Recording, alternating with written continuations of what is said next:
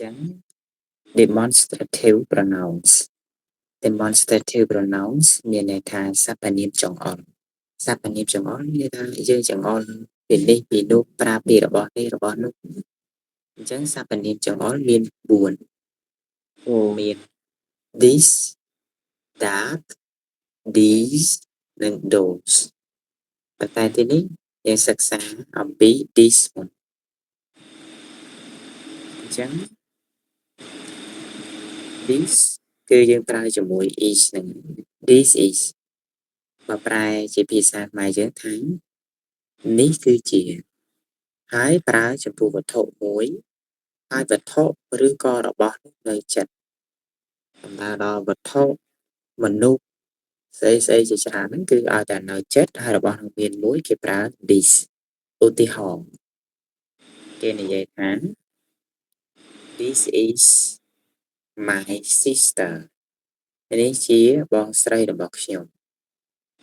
this is my bag នេះជាកាបូប this is a key នេះជាកូនសោរ this is a bed នេះជាគ្រែ this is my son នេះជាកូនប្រុសរបស់ខ្ញុំ this is a cat ជាស្រ័យ this is a big cat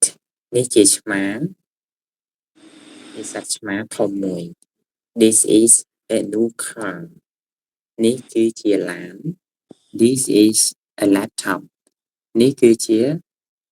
computer យួរដៃមួយឬក៏យើងបកនេះគឺជា laptop បាទដូចគ្នា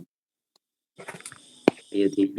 this is a new phone នេះជាទូរស័ព្ទថ្មីមួយ UTP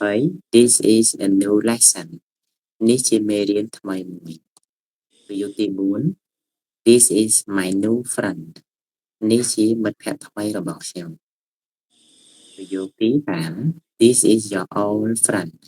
នេះជាមិត្តចាស់របស់អ្នក UT6 this is amazing idea នេះជាគំនិតអស្ចារ្យមួយ UT7 this is a small pagoda នេះគឺជាវត្តតូច UT8 this is a good guy this is a good man